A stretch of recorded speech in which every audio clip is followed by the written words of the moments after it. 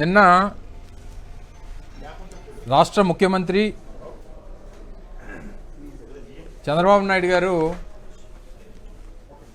అనకాపల్లి జిల్లా పర్యటనకు వచ్చినటువంటి సందర్భాన్ని చూసాం. ఏదో స్వచ్ఛాంధ్ర స్వర్ణాంధ్ర అని ఒక కార్యక్రమాన్ని పెట్టి వారి ఈవెంట్ మేనేజ్మెంట్ని గడిచినటువంటి 2.5 సంవత్సరాలుగా చూస్తూ ఉన్నాం. అదే సహజంగా గ్రామీణ ప్రాంతాలకు వచ్చినప్పుడు మరి ముఖ్యంగా వ్యవసాయ ఆధారిత ప్రాంతాలకి, అటువంటి జిల్లాలకి, అటువంటి నియోజకవర్గాలకు వచ్చినప్పుడు ప్రజలు సహజంగా ఏం కోరుకుంటారంటే రైతులకు సంబంధించినటువంటి దాని మీద ఏదన్నా ప్రకటన చేస్తారని, లేదా ఆ ప్రాంతంలో ఉన్నటువంటి రైతులకి ఉన్నటువంటి ప్రభుత్వ బకాయిలు చెల్లించేటువంటి దాని మీద ఏదన్నా ప్రకటన చేస్తారని, సహజంగా వీటి కోసం అక్కడికి వచ్చినటువంటి ప్రజలందరూ కూడా ఆతృతగా ఎదురు చూస్తుంటారు. కానీ గడిచినటువంటి కొన్ని వారాలుగా చంద్రబాబు నాయుడు గారు ఏంటంటే కొడుకుని ఏ రకంగా కాపాడుకోవాలి, డిఎస్సిలో జరిగినటువంటి అక్రమాల మీద వస్తున్నటువంటి ఆరోపణల్ని, జరిగినటువంటి అవకతవకల్ని, వీటి నుంచి ఏ రకంగా తప్పించుకోవాలి,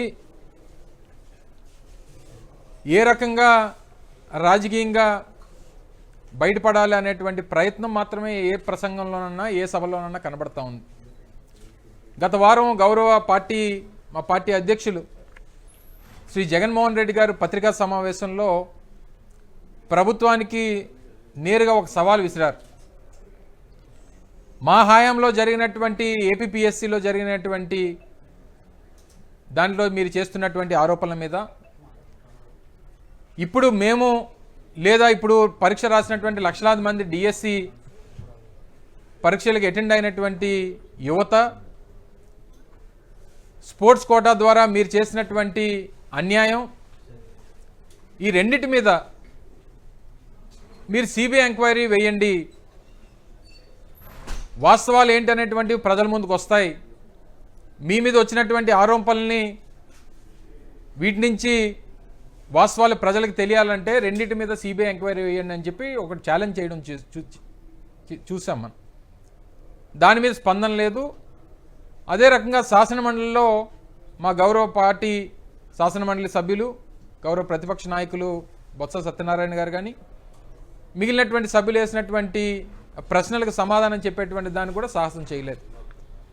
వీటన్నిటికీ వారికి అవకాశం ఎక్కడ దొరుకుతుందంటే ఇటువంటి ప్రజాధనంతో పెట్టేటువంటి ఈ సభల్లో వారు ఈ ప్రసంగాల ద్వారా ప్రజల్ని, మరి ముఖ్యంగా వారు రాజకీయంగా తన కొడుకుని ఏ రకంగా కాపాడుకోవాలనేటువంటి ప్రయత్నం కనబడతా ఉంది. ఇటువంటి సభల్లో ప్రతిపక్షంగా మా మీద విమర్శలు చేసి, మా నాయకుడి మీద విమర్శలు చేసి దాన్ని డైవర్ట్ చేయాలనేటువంటి తాపత్రమే కనబడుతుంది తప్ప, సహజంగా ఒక జిల్లాకి ఒక రాష్ట్ర ముఖ్యమంత్రి వచ్చినప్పుడు ఆ జిల్లాలో ఉన్నటువంటి అనేక సమస్యల మీద, ఆ ప్రాంతంలో ఉన్నటువంటి అనేక ఇబ్బందుల మీద ఏదన్నా ఒక ప్రకటన రాష్ట్ర ముఖ్యమంత్రి చేస్తాడని చెప్పి ఆశిస్తూ ఉంటారు. దాని మీద ఎక్కడా కూడా వారు మాట్లాడినటువంటి సందర్భాలు లేవు. డిఎస్సిలో చాలా క్లియర్గా అవకతవకలు జరిగినాయి. స్పోర్ట్స్ కోటాలో దాదాపు 372 మందికి నేరుగా ఉద్యోగాలు ఇచ్చేశారు. ఒక్కొక్క ఉద్యోగానికి దాదాపు 14 లక్షల రూపాయలు చెప్పిన బేరసారాలు జరిగినట్టు ఆడియో వీడియో క్లిప్పింగ్లు దొరికినా ఎందుకు ప్రభుత్వం సిబిఐ ఎంక్వైరీ వేయడానికి వెనకడుగు వేస్తూ ఉంది? దీన్ని ప్రభుత్వం ఎందుకు సిబిఐకి లేఖ రాయడానికి వెనకడుగు వేస్తూ ఉంది అంటే దానికి సమాధానం చెప్పరు. రెండోది, నేరుగా టీచర్లు స్పోర్ట్స్ కోటాలో ఉన్నటువంటి 372 మందికి స్పోర్ట్స్ కోటా ద్వారా డైరెక్ట్గా టీచర్ ఉద్యోగాలు ఇచ్చేస్తే దాని మీద విద్యాశాఖ మంత్రి మాట్లాడు, స్పందన ఉండదు. దాని మీద వచ్చినటువంటి ఆరోపణలకి సమాధానం చెప్పేటువంటి సాహసం చేయడు. ఒక ఉద్యోగం కోసం 14 లక్షల రూపాయలు బేరం ఆడుతూ ఆడియో వీడియో క్లిప్పింగ్లు వస్తే అడ్డంగా దొరికిపోతే ఫ్లోర్ ఆఫ్ ది హౌస్లో అసెంబ్లీలో అన్ని రిమాండ్కి పంపించామని చెప్పి చెప్తారు. స్టేషన్ బెయిల్ ఇచ్చి పంపించినటువంటి వ్యక్తిని రిమాండ్కి పంపించామని చెప్పి తండ్రి కొడుకులు ఇద్దరు అబద్ధాలు చెప్తారు. ఒక పక్క ఉద్యోగాలు అమ్ముకొని, ఒక పక్క స్పోర్ట్స్ కోటాలో నేరుగా ఉద్యోగాలు ఇచ్చేసి, ఒక పక్క పేపర్ లీకేజ్, మొదటి ర్యాంక్ వచ్చినటువంటి వ్యక్తి. ఆ వ్యవస్థలో ఏదైతే ఈ పరీక్షలు పెట్టేటువంటి వ్యవస్థ ఏదైతే ఉంటుందో ఆ వ్యవస్థలో అవుట్సోర్సింగ్లో పనిచేస్తున్నటువంటి వ్యక్తికి స్టేట్ ఫస్ట్ వస్తే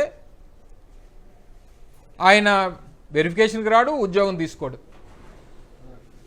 ఎందుకంటే ఆయనకు పేపర్ ఏంటో తెలుసు కాబట్టి, పేపర్ లీకేజ్ జరిగింది కాబట్టి, సమాధానాలన్నీ తెలుసు కాబట్టి సరదాగా రాశాడు, స్టేట్ ఫస్ట్ వచ్చాడు, ఉద్యోగాల్లో చేరడు.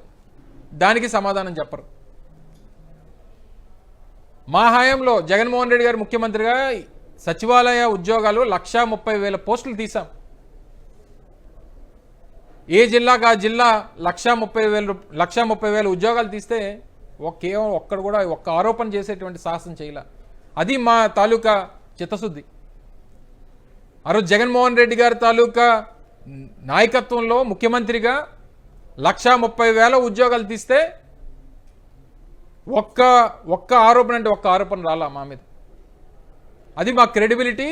మేము వ్యవస్థల్ని ఆ రకంగా పనిచేయించేటువంటి కార్యక్రమం చేశాం. అంతా కలిపి 15,000 పోస్టులు తీస్తే మొత్తం అనేక ఆరోపణలు, 3 లక్షల మంది ఎపియర్ అయితే వాళ్ళ జీవితాలతో ఆడుకునేటువంటి కార్యక్రమం. పైపెచ్చు మళ్ళీ పివి సింధు గారికి ఆట ఆడితే ఇవ్వలేదా ఉద్యోగం అని చెప్పని అంటారు. పివి సింధు గారు ప్రపంచ స్థాయిలో, అంతర్జాతీయ స్థాయిలో మనకు ఒలింపిక్ మెడల్ తీసుకొచ్చినటువంటి వ్యక్తి. సహజంగా అటువంటి వారికి ఉద్యోగాలు ఇచ్చేటువంటి కార్యక్రమం దేశవ్యాప్తంగా అన్ని రాష్ట్రాల్లో ఉంది. కానీ మీరు ఎవరికి ఇచ్చారు ఉద్యోగాలు? ఈ విద్యాశాఖ మంత్రి తోడలుడు భరత్ సంతకాలు పెడితే ఇచ్చారు ఉద్యోగాలు. మీ ప్రభుత్వంలో పనిచేస్తున్నటువంటి, మీ ప్రభుత్వంలో ఉన్నటువంటి మీ సహచర శాసనసభ్యుడు కోన రవికుమార్ గారు సంతకం పెడితే ఇచ్చారు ఉద్యోగాలు. అంటే వీళ్ళేమన్నా ఇంటర్నేషనల్ ఒలింపిక్ అసోసియేషన్ అధ్యక్షులా ఏంటి? వీళ్ళేమన్నా ఒకళ్ళు సాఫ్ట్ బాల్ అని, ఒకళ్ళు జూడో అని, జాతీయ అంతర్జాతీయ స్థాయిలో గుర్తింపు లేనటువంటి వ్యక్తులు తీసుకొని వచ్చి వారి సర్టిఫికేట్లు ఇస్తే మీరు దానికి 1, 2 జీవోలు, జీవో నెంబర్ 23 అని, జీవో నెంబర్ 56 అని చెప్పి 2 జీవోలు ఇచ్చి గేట్లు తెరిచి మీకు కావాల్సినటువంటి వ్యక్తులందరితో మీరు అప్లై చేయించి మళ్ళీ తక్షణమే మీకు కావాల్సిన వాళ్ళందరూ అప్లై చేసిన తర్వాత మళ్ళీ ఇంకో జీవో తీసుకొని వచ్చి ఇక్కడతో క్లోజ్ అయిపోయిందని చెప్పి క్లోజ్ చేసి 372 మందికి నేరుగా ఉద్యోగాలు ఇచ్చేటువంటి కార్యక్రమం చేస్తారు. ఇది ఇంత క్లియర్గా ఉన్న తర్వాత దీని మీద ఎంక్వైరీ చేయాలని చెప్పి కోరుతూ ఉంటే సిబిఐ ఎంక్వైరీకి మీరే కదా ప్రభుత్వంలో ఉన్నారు. సిబిఐ ఎంక్వైరీ వేయడానికి ఎందుకు వెనకడుగేస్తూ ఉన్నారు? దానికి సభలు ఎందుకు, ఈ సమావేశాలు ఎందుకు, ఈ ఆరోపణలు ఎందుకు, ఈ రాజకీయ ఉపన్యాసాలు ఎందుకు, ఇంత ప్రభుత్వ ఖర్చు వృధా చేయడం ఎందుకు? మీ కొడుకుని కాపాడుకునేటువంటి దానికి ఈ తాపత్రయం దేనికి చంద్రబాబు నాయుడు గారు? నిన్న వచ్చి అక్కడ ఏం మాట్లాడతారు మీరు? నిన్న డాటా సెంటర్ల గురించి మాట్లాడతారు. చాలా క్లియర్గా డాటా సెంటర్స్ విషయంలో మా పార్టీ స్టాండ్ని చాలా క్లియర్గా గతంలో చెప్పాం, ఇప్పుడు కూడా చెప్తా ఉన్నాం. నిన్న ఏమంటారు? ప్రతిపక్షాలు కొంతమంది కలిసి దీని మీద తప్పుడు ప్రచారం చేస్తూ ఉన్నారు, దీని మీద లేనిపోయిన అపోహలు సృష్టిస్తూ ఉన్నారు అనేటువంటి ఒక మాట నిన్న ముఖ్యమంత్రి గారు మాట్లాడారు. సహజంగా కొన్ని దేశాల్లో వాటిని ఏర్పాటు చేయకూడదని చెప్పి నిర్ణయం తీసుకున్నటువంటి దేశాలు ఉన్నాయి. ఇప్పటికే డాటా సెంటర్లు ఉన్నటువంటి దేశాల్లో కొన్ని దగ్గరలో స్థానికంగా వస్తున్నటువంటి రెవల్యూషన్ వస్తున్నటువంటి సందర్భాలు చూస్తూ ఉన్నాం. మేము మొదటి నుంచి ప్రభుత్వానికి అడిగేది కొంత కెపాసిటీస్ వరకు మీరు ఎంత కెపాసిటీ ఇచ్చినా సరే ప్రభుత్వం తాలూకా రోడ్ మ్యాప్ ఏంటి? మొదట గూగుల్ డేటా సెంటర్ వచ్చినప్పుడు ఆ రోజు చాలా క్లియర్గా వెల్కమ్ చేస్తూ చెప్పాం 1 గిగావాట్ డేటా సెంటర్ గూగుల్ది వస్తూ ఉంది. సరే ఉద్యోగాల సంగతి పక్కన పెడతాం, దాని మీద ఒక డిఫరెంట్ డిస్కషన్ అది. దానికి కావాల్సినటువంటి water requirement, power requirement, environmental issues, వీటన్నిటి మీద ప్రభుత్వం తీసుకునేటువంటి చర్యలు ఏంటి అనేటువంటిది ఆ రోజు మేము అడగడం జరిగింది. 1 TMC ఆఫ్ వాటర్ ఇస్తామని చెప్పి మీరు ప్రామిస్ చేశారు, పవర్ ఇస్తామని చెప్పి ప్రామిస్ చేశారు. ఇవన్నీ దానికి సంబంధించి దాదాపు 22,000 కోట్ల రూపాయలు ఇన్సెంటివ్స్ ఇచ్చారు ఒక సంస్థకి. ఈరోజు నిన్న మొన్న చూస్తే దాదాపు 4-5 జీవోలు వచ్చినాయి. రిలయన్స్కి ఇచ్చారు, లేదా రెన్యూ పవర్కి ఇచ్చారు, అలా 4-5 సంస్థలకి నిన్న ఇచ్చారు. దాదాపు 10 గిగావాట్ వరకు ఈరోజు రాష్ట్రంలో డేటా సెంటర్స్కి మీరు జీవోస్ ఇచ్చారు. వారికి ఇన్సెంటివ్స్ ఇస్తూ, వారిని భూములు కేటాయిస్తూ వారికి ఏర్పాటు చేసుకునేటువంటి దానికి ఇచ్చారు.